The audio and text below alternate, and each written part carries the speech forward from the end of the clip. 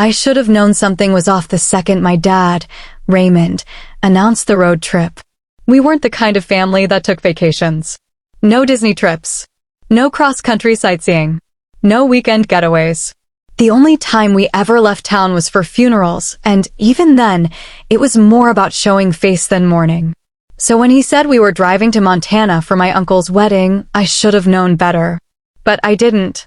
Because part of me, some dumb, desperate part, wanted to believe we were finally doing something normal. Something like the families I saw on Instagram. Families who smiled in road trip selfies and took dumb gas station pictures, siblings who playfully shoved each other instead of throwing actual punches. I should have known better. The golden child and the punching bag. Let's talk about Jason, my older brother. If my dad was the king of our house, Jason was the prince. He could do no wrong. When I got an A in school, my dad shrugged. When Jason barely passed a test, it was a celebration. When I made a joke, it was ignored. When Jason repeated the same joke word for word, my dad laughed like it was the funniest thing in the world. That's just how it was. Jason was his. And me? I was nothing. If you're wondering where my mom was in all this, Denise was the quiet type. The kind of woman who believed that if she kept her head down long enough, things would work out. That if she whispered, "That's enough," when Jason went too far or Raymond got too loud, that counted as standing up for me. It didn't. But I learned early on that waiting for her to be different was about as useful as waiting for Jason to be kind. 3 days of hell on wheels. The first 2 days of the trip were bad, but by the third day, I was done. Jason and my dad had been taking turns making me miserable. If I fell asleep in the back seat, Jason would slap the back of my head and laugh. If I tried to listen to music, my dad would demand silence, saying, "This isn't a damn party bus." At rest stops, if I took too long stretching my legs, they'd start pretending to drive off just to watch me panic. It wasn't funny. Not to me. But to them? It was hilarious. My mom, as always, would glance at me through the rearview mirror with that guilty little frown, but she wouldn't say anything unless my dad got really worked up. And even then, it was the weakest, quietest, most useless "that's enough" I'd ever heard. The stop that changed everything. By the time we pulled into a small, empty rest area in nowhere, Montana, I was barely holding it together. It wasn't even a real stop, just a tiny parking lot, a bathroom building, and a vending machine that looked like it hadn't been stocked in years. Nothing but fields, mountains, and emptiness as far as the eye could see. I didn't take my phone because it was charging in the car. Didn't take my wallet because, well, why would I? I was just going to the bathroom. I was gone for 10 minutes, maybe less. When I walked out, squinting into the sunlight, I felt my stomach drop. The SUV was gone. At first, I thought it was a joke. I remember standing there, blinking, convinced I was just missing something. Maybe they'd moved the car. Maybe they were parked behind the building, waiting to jump out and laugh when I panicked. I circled the rest stop twice. Nothing. A cold, twisting feeling settled in my gut. I waited, and waited, and waited. People came and went. Some gave me weird looks. A trucker asked if I was okay. I lied and said my boyfriend was in the bathroom. He nodded and left. And then? The cold feeling turned to realization. They weren't coming back. The betrayal that hits different. Here's the thing about being abandoned by your own family. It doesn't hit like regular betrayal. It's not like being stood up for a date. Not like losing a friend. Not like being dumped. It's worse. Because if your own blood can leave you behind like you're nothing, what does that make you? Nothing. I sat on the curb for 2 hours, staring at the spot where the SUV used to be, letting it sink in. Letting the anger, the hurt, the panic crash into each other like a storm I couldn't control. And then, something clicked. I could call them. I could borrow someone's phone, dial my dad, beg him to turn around. I could cry, tell him I was sorry, make up something, anything, that would make him change his mind. And I almost did. But then I stopped. Because suddenly, all the memories came flooding back. Jason holding my new sketchbook over the fire pit, daring me to cry. My dad laughing at my first job interview rejection, telling me I'd better get used to failing. My mom looking away when Jason shoved me into a wall, muttering, "Just let it go, Camille." I could hear their voices in my head. Jason, I bet she's crying right now. Dad, she'll figure it out if she's not as dumb as she looks. Mom, whispering, "That's enough." I imagined them laughing at the thought of me stranded, alone, scared. I imagined Jason making bets on how long it would take before I broke down and called. I could hear it all. And that's when I made my decision. The first step forward. I got up. I walked up to the next person I saw, a mom with 2 kids. "Excuse me," I said, forcing my voice to stay steady. "My family had an emergency and had to leave, but someone's coming for me later. Do you mind if I borrow your phone?" She hesitated but handed it over. I didn't call my dad. I didn't call my mom. I called information and asked for the number of the nearest homeless shelter. Then, I asked for a ride into town. She hesitated again, but must have decided I looked harmless enough because she nodded. And just like that, I took my first step towards something I never thought I'd have. A new life. I didn't know what was waiting for me in Cedar Ridge. I didn't know if I'd make it a day, a week, a year. I didn't know if I'd ever see my family again, and for the first time in my life, that thought didn't scare me. It felt like freedom. And as we drove away, leaving that empty rest stop behind, I had one final thought. They left me behind. Now, I get to leave them behind too. When you're left stranded by your own family, you'd think the first thing you'd feel is panic. And yeah, there was panic, this cold, twisting things sitting heavy in my stomach. But it didn't come first. First, there was shock. A kind of numb, frozen disbelief. Because no matter how much I hated my dad, no matter how much Jason tormented me, no matter how useless my mom was, I never thought they'd actually leave me. That wasn't normal, right? Parents yelled at their kids. Brothers teased their sisters. Moms turned a blind eye to keep the peace. But this wasn't normal. And that realization, the slow, creeping awareness that my family didn't just dislike me, didn't just ignore me, but actually wanted me gone, was what kept me rooted to the curb, staring at the spot where our SUV had been. The temptation to call. A borrowed phone. One call. That was all it would take. I could already picture it. My dad answering, annoyed but willing to turn back. My mom crying in the background, acting like this was some big misunderstanding. Jason laughing, cracking a joke at my expense. And I'd take it. I'd swallow my anger. I'd lie, say I was sorry, say I learned my lesson, whatever that lesson was supposed to be. And then I'd go home. Back to the same house. The same abuse. The same cycle of being nothing. That was the future waiting for me if I made that call. And the scariest part? It would be easy. Easier than the unknown. Easier than sleeping in a shelter. Easier than admitting to myself that I had never really been part of my own family. But then I thought about the way Jason's laughter sounded when he got away with something. I thought about the way my dad looked at me, like I was a stray dog who wouldn't leave his yard. I thought about how my mom never fought for me. And then, finally, I thought about something else. What if I didn't call? Choosing the unknown. The woman, the one with 2 kids, the one who gave me her phone, was watching me closely. "Are you okay?" she asked. No, I wasn't okay. But I nodded anyway. "Yeah," I said, forcing my voice to stay steady. My family had an emergency and had to leave, but they're sending someone for me later. Do you know if there's a homeless shelter in town?" Her brows pulled together, like she was trying to piece the situation together. "A shelter," she echoed. I nodded again, more confident this time. My cousin is supposed to pick me up, but I don't want to sit here for hours. Lies, all of it, but convincing lies. I figured I could wait somewhere safer. She hesitated. Not because she didn't believe me, she did. But because she had kids with her, and I was a stranger. And I got that. Still, after a moment, she sighed and pulled out her own phone. "There's a shelter in Cedar Ridge," she said. "It's about 40 minutes from here." Cedar Ridge. That was the closest city. I turned the words over in my mind, tested how they felt. Cedar Ridge.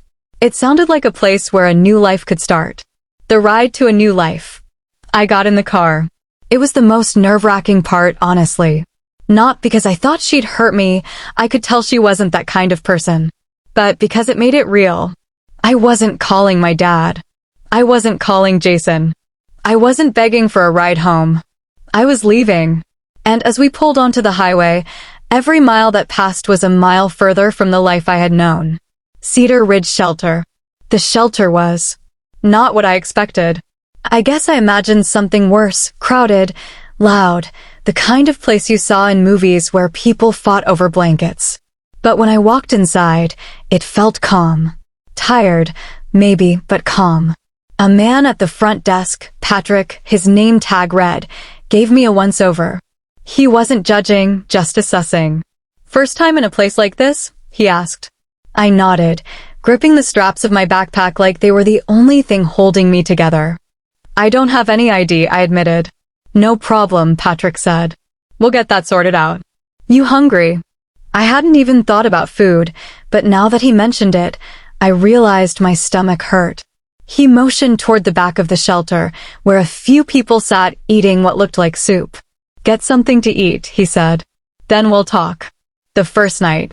I didn't sleep. Not really. I lay on the shelter cot, staring at the ceiling, waiting for my dad to burst through the door and drag me home. But he didn't. Of course, he didn't. He wasn't coming. I was free, and that should have made me happy. Instead, it just made me feel empty. Because if I wasn't Raymond's daughter, if I wasn't Jason's punching bag, if I wasn't the quiet girl in the corner of the family photos, who was I? Making a plan. By the time the sun came up, I had an answer. I was nobody. And that was a good thing. Because nobody could be anybody. Patrick let me use the shelter's computer. I didn't look up my family. I didn't check to see if they had posted about me. Instead, I Googled how to get a replacement ID without documents. Jobs that pay cash. Cheap cell phones near me. I was building a life. One search at a time. The first job. I needed money. That was the next step. So I walked into BEA's diner, a small, run-down place a few blocks from the shelter, and asked the first person I saw. "Are you hiring?" Gloria, the owner, looked me up and down. "You steal from me, you're dead," she said. I blinked. I won't steal." "Good." She tossed me a dirty dish towel. "Dishwasher quit yesterday. Start now." And that was it. No forms. No ID. No questions. Just a job. The moment I knew I'd made the right choice. 1 week later, I bought my first phone. It was a cheap, pay-as-you-go thing. Nothing fancy. But it was mine. And the first time it rang, it was my mother.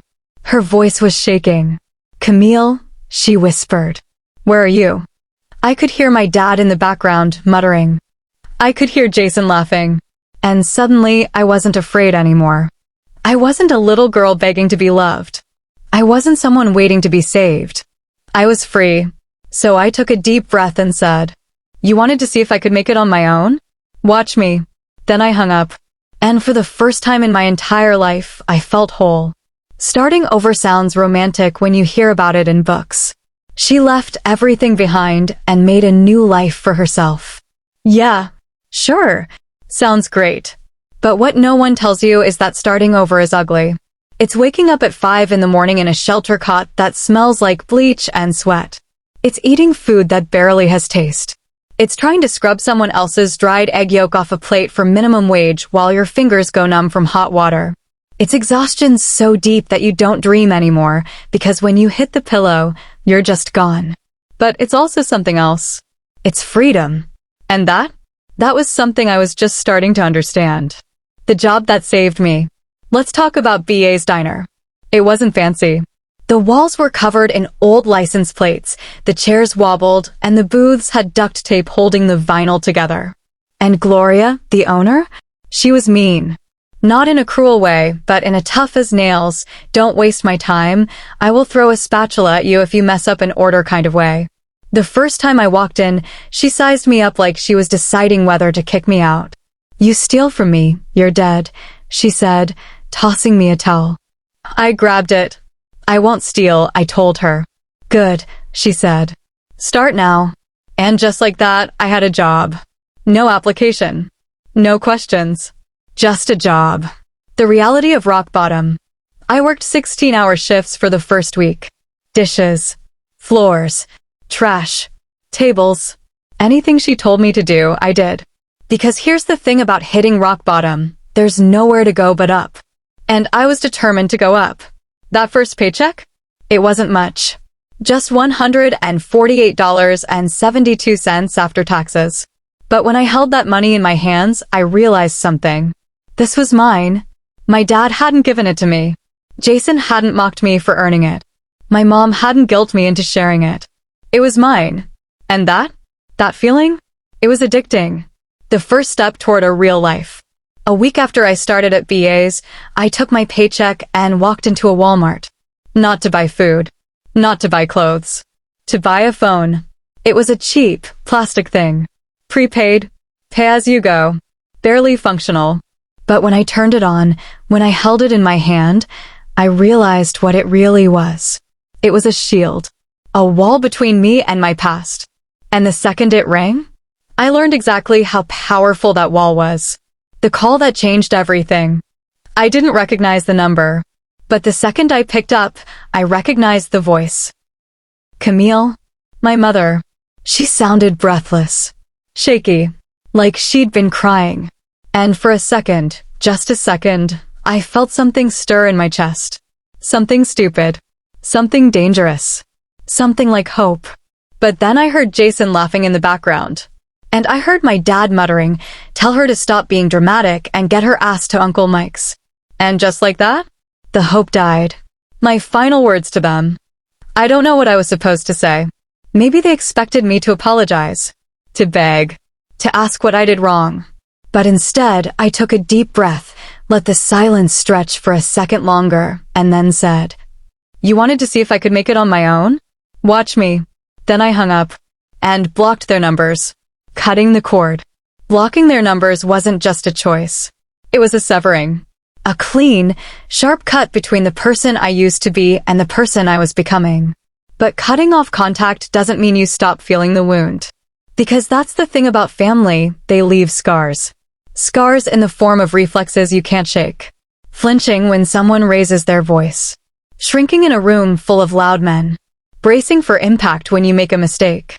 I didn't realize how deep those scars ran until the first time Gloria snapped at me for burning toast, and I felt my stomach drop like I was about to be hit. She saw it. Didn't say anything, but I saw the way her eyes narrowed. And later that night, when we were locking up, she muttered, "Next time, just make another damn piece of toast." And somehow, that was exactly what I needed to hear. The first home that was mine. After 3 weeks, I had saved enough for a room. Not an apartment. Not a real place. Just a tiny studio above a laundromat with cracked tile floors and a window that only opened if you hit it hard enough. It smelled like fabric softener all the time. But it was mine. For the first time in my life, I had a place where I didn't have to listen for footsteps. A place where no one could throw open my door and start screaming. A place where I could breathe. And every night, I would lie on my thin mattress, staring at the ceiling, repeating the same 3 words in my head. I am free. The moment I knew I was different. 3 months later, I checked my old email. I shouldn't have. I had promised myself I wouldn't. But curiosity is a dangerous thing. And when I opened that inbox, I saw exactly what I expected. A message from my mom. "Your grandmother is asking about you. Please, just let us know you're alive." It was bait.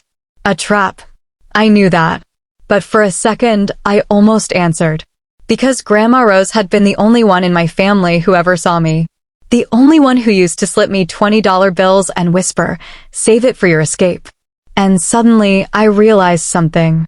She had known. Even back then, she had known what I didn't. That I was going to leave. That I was going to become something more. I closed the email. Deleted the account. Threw my old SIM card in the dumpster behind BA's. And that night, when Gloria showed me how to make her famous apple pie, I realized something else. She didn't say it. But she was proud of me.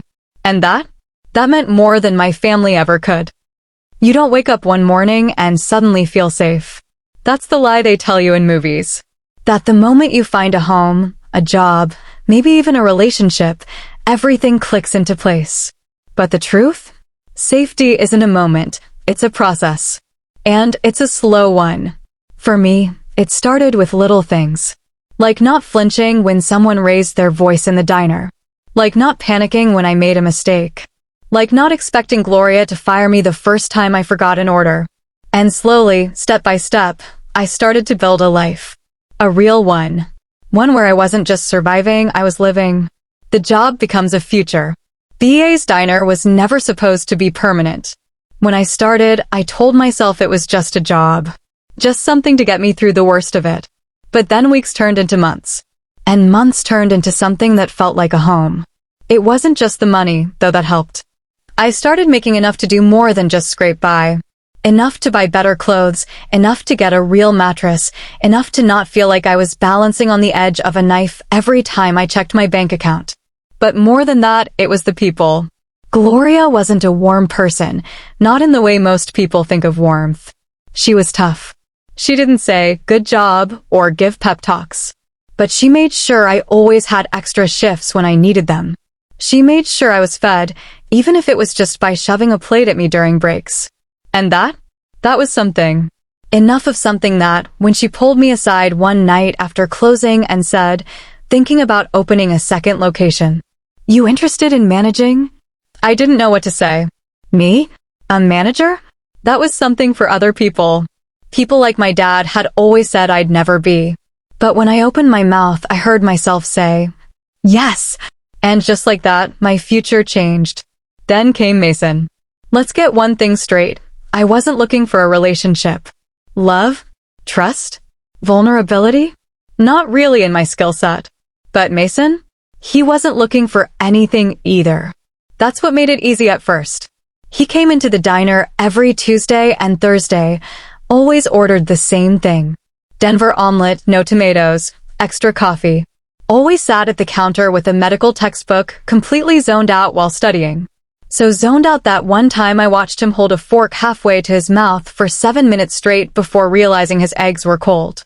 It became a game after that. Timing him. The record? 7 minutes and 23 seconds. The first time we actually talked, it wasn't anything deep.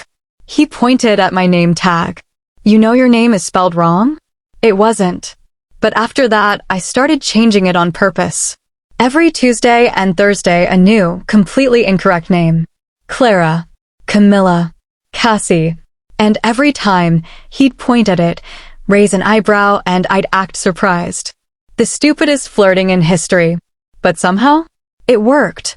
The first date that wasn't a date. It happened by accident. His study group bailed. He had a reservation at a pizza place that was impossible to get into. I was wiping down the counter when he got the cancellation text. And next thing I knew, we were sitting across from each other at Antonio's, both of us realizing it felt like a date, even though neither of us had called it that.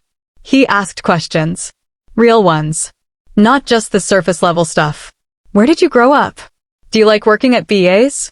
What's the worst thing you've ever cooked? And without even meaning to, I answered. That was the weirdest part. Because I was used to keeping my guard up. Used to lying, used to dodging, used to holding people at arm's length. But with Mason, I didn't feel like I had to. And that was terrifying. Because if you let someone get too close, they can hurt you. And I wasn't sure I could handle being hurt again. Falling without realizing it. Here's the thing about love. It sneaks up on you. 1 minute, you're just going through the motions. The next, you're watching someone laugh and realizing you'd do anything to hear that sound again. Mason didn't push me. Didn't try to fix me. He just stayed. He showed up. Every Tuesday and Thursday. Every late night phone call. Every moment I started to slip, expecting the worst. He never promised me anything. He just proved it. And one night, when he asked me, "Do you trust me?" I realized I did. And that was when I knew. Building a home, not a cage. I had never lived with someone who made me feel safe. So when Mason asked me to move in, my first instinct was to say no. Not because I didn't want to, but because I didn't know how. I didn't know how to share a space with someone without bracing for impact. Without waiting for the moment they turned. Without being afraid. But Mason? He didn't make me feel trapped. He made me feel like I had room to breathe. And when I finally said yes, he didn't make a big deal out of it. No grand gestures. No speeches. Just an extra toothbrush in his bathroom. Just one more coffee cup in his cabinet. Just a home that, for once, didn't feel like a cage. A future I never thought I'd have. Gloria's second diner opened 6 months later. I worked 90-hour weeks that first year.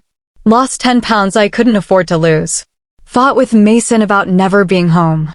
Came home to passive-aggressive post-its on the fridge more than once. But it worked. People came.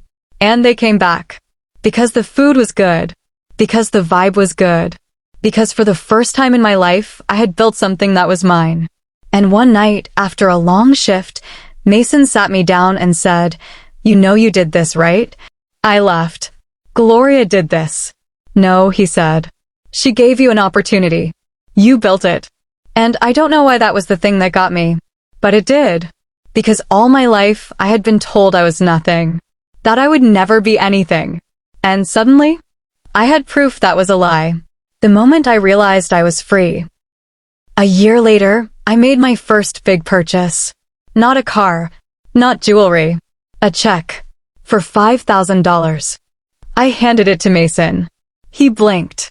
"What's this?" "A dent in your med school loans," I said. And for the first time in my life, I saw someone cry because of something good. Not the fake, manipulative tears my mom used. Not the frustrated, bitter tears I had cried a million times before. Real. Overwhelmed. Grateful. And in that moment, I realized something. I hadn't just built a business. I had built a life. One where I wasn't a punching bag. One where I wasn't waiting for the next hit. One where I was finally safe. I always thought that if my family ever came looking for me, I'd feel something. Anger. Fear. Maybe even regret. But when it finally happened, when they finally showed up, I didn't feel any of those things. I just felt tired. Because I already knew what this was. This wasn't about love. It wasn't about remorse. It was about money. And the second I saw them standing there, all I could think was, I should have known it would come to this. The moment they walked back into my life. I was at BA's diner, managing the lunch rush, when I heard someone call out from the front. "Hey, Camille. Some family asking for you." The words sent a weird, sharp chill through me. Because I didn't have family. Not anymore. But when I stepped out from the kitchen, there they were. Raymond, Denise, Jason, and a woman I didn't recognize, young, early 20s, hanging back like she wasn't sure she belonged. At first, I just stared at them. Because I had imagined this moment 1,000 times. But in none of those versions did they look like this. They looked older, smaller, less like the towering forces of my childhood and more like desperate people grasping at whatever they could hold on to. And suddenly, I wasn't afraid of them anymore. The lies they told themselves. They were eager to talk, eager to explain. My mom started first, her voice soft, full of fake emotion. "We've been looking for you," she said. "We were so worried." I didn't say anything. I just waited. Because I knew what was coming next. And sure enough, my dad sighed like this whole thing was just a big misunderstanding. "You got it all wrong, Camille," he said. "That day at the rest stop, it was just a joke. We thought you'd get a ride into town, meet us at the wedding. But when you never showed up." He trailed off, shaking his head like it was all my fault. Like I had vanished on them. Like I had chosen to be abandoned. Jason, of course, just laughed. "Damn, sis," he said, shaking his head. "You really took that prank personally, huh? And that? That was the moment I knew.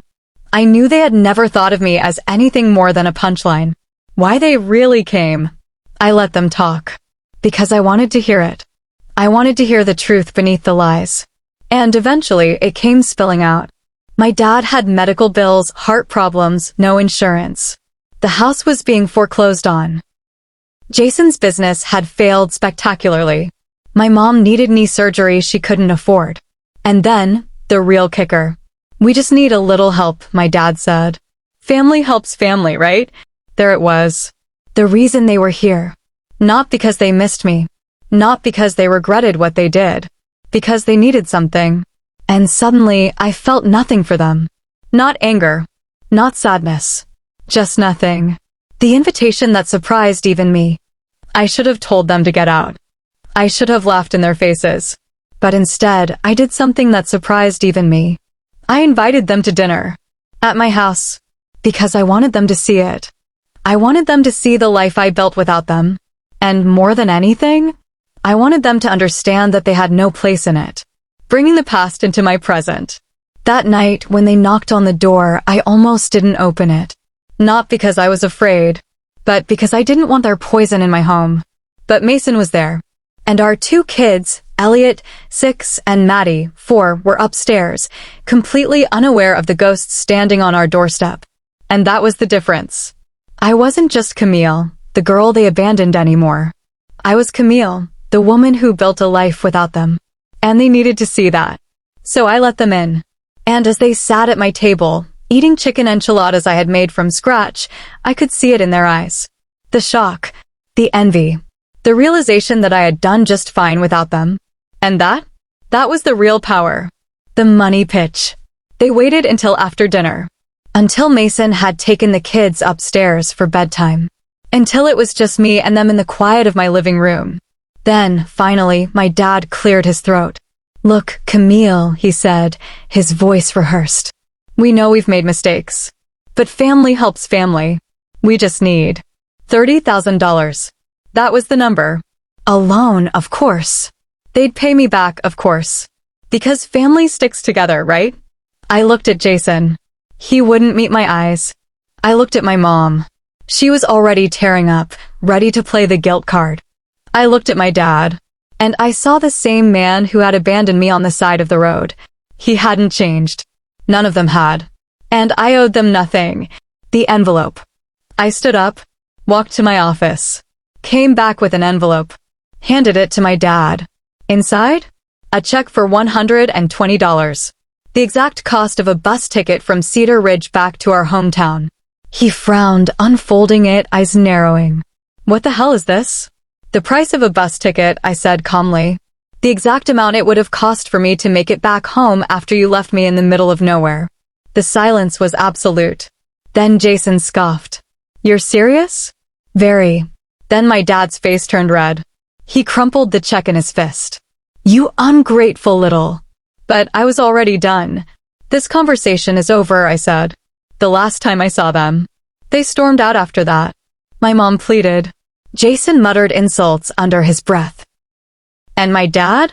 He just looked at me like he wished he could hurt me. Like he wished he still had that power. But he didn't.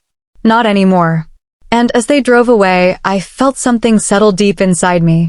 Relief. Not because I had one, but because I had finally closed the door. And this time, I wasn't opening it again. The moment I knew I was free, later that night, Mason found me sitting on the couch, staring at nothing. "You okay?" he asked. I nodded. Because I was. For the first time in my life, I was. And when he wrapped an arm around me, pressing a kiss to the side of my head, I realized something. I hadn't just escaped them. I had outgrown them. And the best part? They knew it too. 6. The ultimate revenge, choosing her own family, 1,300 words in Camille's POV. You know what's funny about revenge? It's not what people think it is. It's not screaming. It's not throwing things. It's not getting even. It's walking away.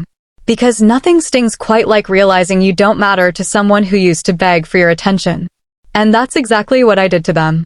The fallout. For 2 days after that dinner, my phone wouldn't stop buzzing. Unknown numbers. Blocked calls. Fake texts pretending to be concerned family members. And, of course, my mom.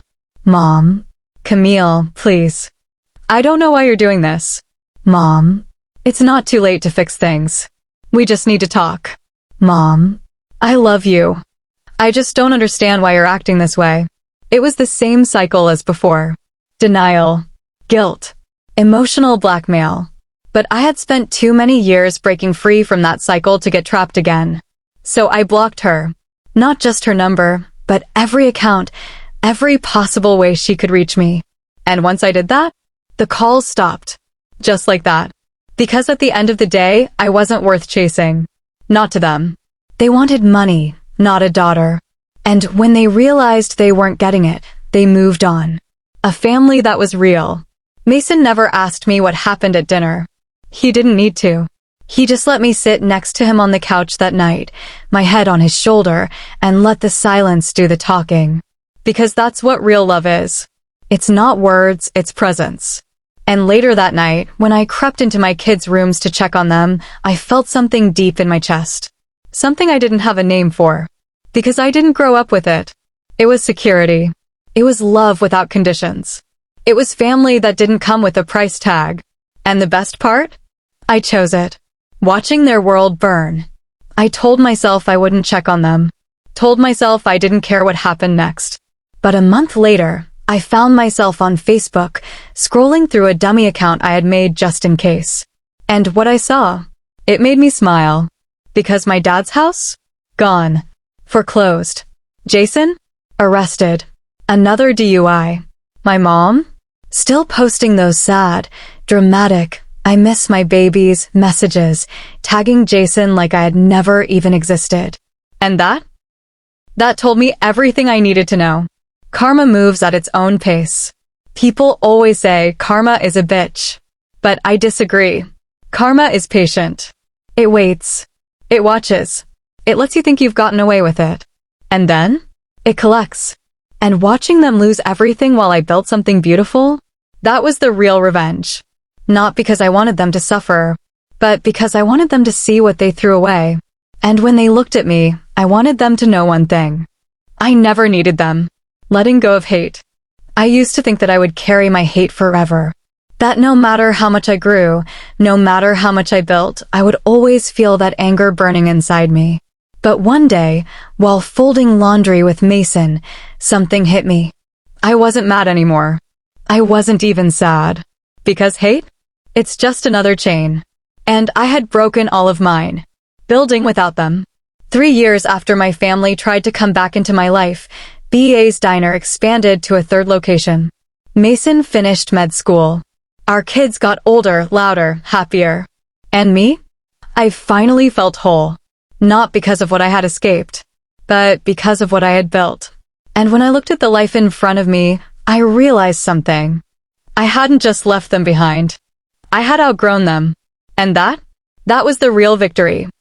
Some people think closure comes in big, dramatic moments. A final confrontation. A perfectly crafted speech. A moment where you slam the door in someone's face and walk away victorious. But the truth? Closure is quiet. It sneaks up on you when you least expect it. And when it finally arrives, you don't feel fireworks. You just feel done. The last time I ever thought about them, it had been 5 years since my family tried to come back into my life. 5 years since I handed my dad that $120 check for a bus ticket and told him he was on his own. 5 years since I had any contact with them at all. And in that time, I built everything I never thought I could. BA's Diner had 3 locations now. Mason was a doctor. Our kids were growing up in a home where they were loved.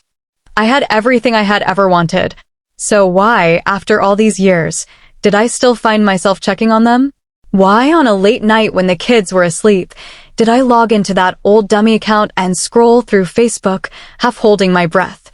Because no matter how much we heal, there's always that small, quiet part of us that wants to know. Do they miss me? Do they regret it? Do they ever think about what they lost? And that night, when I saw the latest update from their miserable little lives, I finally got my answer. The last post I ever saw. It wasn't anything special. Just another cry for attention from my mother. Family is everything. Appreciate your loved ones before it's too late. There was an old photo attached, one from when I was maybe 10. A picture of me and Jason, sitting at the dinner table. To anyone else, it probably looked like a sweet, nostalgic post. But I knew the truth, because I remembered that night. I remembered how, seconds after the picture was taken, Jason knocked my plate to the floor, and my dad screamed at me for being clumsy. I remembered how I cried myself to sleep that night, hungry. But to my mother, it was a perfect, happy memory. And that's when I finally understood. They didn't miss me. They missed the idea of me. The version of me that sat quietly, took the abuse, didn't fight back. That's what they wanted back. Not me, just their punching bag. And I wasn't that person anymore. True freedom isn't about leaving, it's about letting go. I closed the laptop, deleted the fake account. And this time, I didn't feel anything. Not anger, not sadness, not even relief. Because I had already moved on. It had just taken me this long to realize it. The final lesson I learned. People say the opposite of love is hate. It's not. The opposite of love is indifference.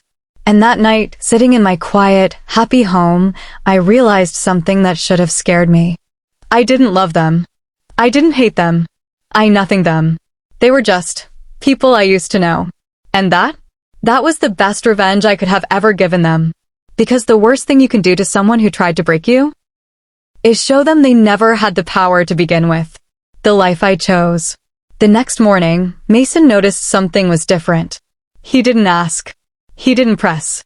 He just handed me my coffee the way he always did, pressing a quick kiss to my forehead before helping the kids get ready for the day. And as I watched him, I felt something deep in my bones.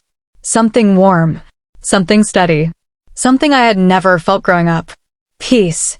Because this simple, quiet life I had built, this was mine. And nothing, not my past, not my family, not even the ghosts of what they did to me, could take it away. The true ending to my story. People always ask, how does your story end? They expect some neat, perfect conclusion. But the truth is, it doesn't end. It just keeps going. Because moving on isn't a one-time thing. It's something you wake up and choose every single day. And that morning, as I sat at the breakfast table with my real family, I knew exactly what I was going to choose. Not anger. Not bitterness. Not revenge. Just happiness. Because after everything I had been through, I finally deserved it. I thought I was done with them. And for a long time, I was. Years passed without a single thought of my family creeping into my head. I was busy, too busy for ghosts. BA's diner grew into 3 locations. Mason and I built a home that actually felt like one. Our kids, Elliot and Maddie, were growing up in a world where they never had to question if they were loved. It was everything I had fought for. Everything I had built. And then, out of nowhere, the past came knocking. The LinkedIn notification that shook me. It started with a LinkedIn notification, the kind of thing that shouldn't mean anything. Your profile has been viewed 27 times this week. I barely even used LinkedIn. The only reason I even had an account was because, once upon a time, I thought I'd need it for something bigger, something outside the restaurant world. But when I saw the name, my stomach dropped. Jason Matthews. My brother. I hadn't heard from him in 15 years. But there he was, clicking on my profile over and over. Watching. Waiting. Like he thought that if he stared at my name long enough, I'd magically pick up the phone and call him. I didn't. But that old, familiar unease curled in my gut. Because if Jason was looking for me, that meant something was wrong. And if something was wrong, it meant that, once again, they needed something from me. The unexpected visit. 3 days later, I was at BA's East, the second location, helping sort out an inventory mix-up, when one of the waitresses called to me from the front. Hey, Camille. Some family asking for you. I froze. Because I knew. Before I even stepped out of the kitchen, before I even saw them, I knew. And when I did see them, I almost laughed. Because my dad? He looked old. Not just older, but worn down. Like life had shrunk him down into someone small and brittle, a man who had lost everything and had no one to blame but himself. My mom? She looked tired. Her hair, once dyed to perfection, was now an unnatural shade of brown with gray peeking through. And Jason? Jason looked exactly like my dad had when he was in his 40s, same stance, same arrogance, same underlying bitterness. There was a woman with them, too young, maybe early 20s, hovering at Jason's side like she wasn't sure she belonged there. I had no idea who she was. But I knew exactly why they were here. Their pathetic excuses. They wasted no time trying to spin their version of events. We were looking for you, my mom said, tears already welling up. We were so worried. You misunderstood what happened that day, my dad added. We never meant to leave you. Jason just chuckled, shaking his head. Damn, sis, he said. You really took that prank personally, huh? I let them talk. Let them spin their lies, their excuses, their rewritten history where they were just loving parents who made a mistake and I was the cruel daughter who cut them out for no reason. And when they were done, I asked the only question that mattered. Why now? Because people like them? They didn't come back out of love.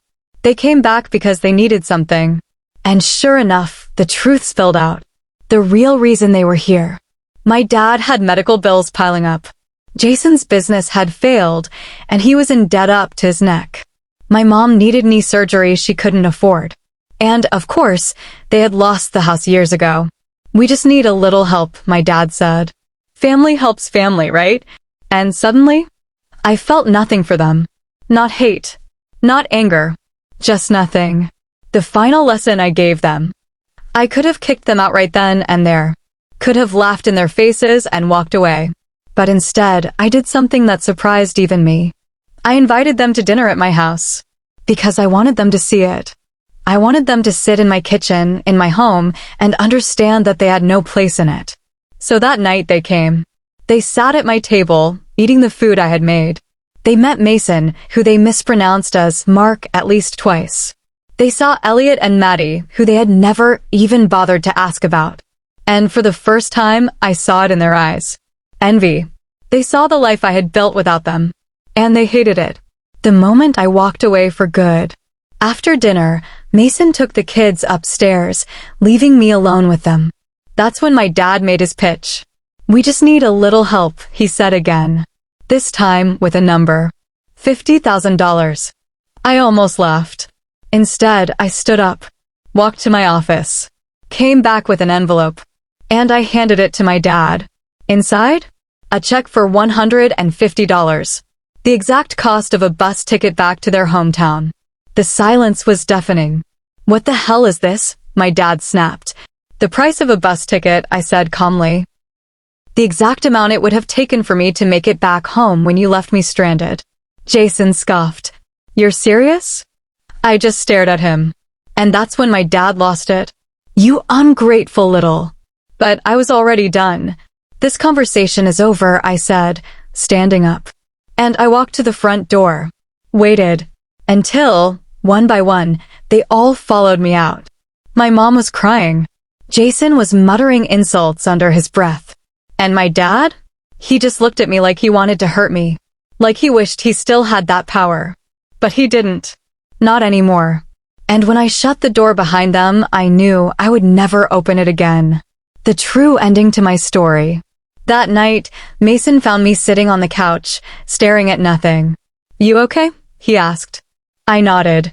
Because I was. For the first time in my life, I was. And when he pulled me into his arms, I felt something settle inside me. Something quiet. Something steady. Something like peace. Because I hadn't just escaped them. I had outgrown them. And that was the real victory. Final thoughts on revenge. People think revenge is about getting even. But it's not. It's about living well. It's about waking up every morning and choosing happiness over hate. And when you do that, when you build something beautiful while they destroy themselves, that's the best revenge there is. Because in the end, I never went back home. I built one instead.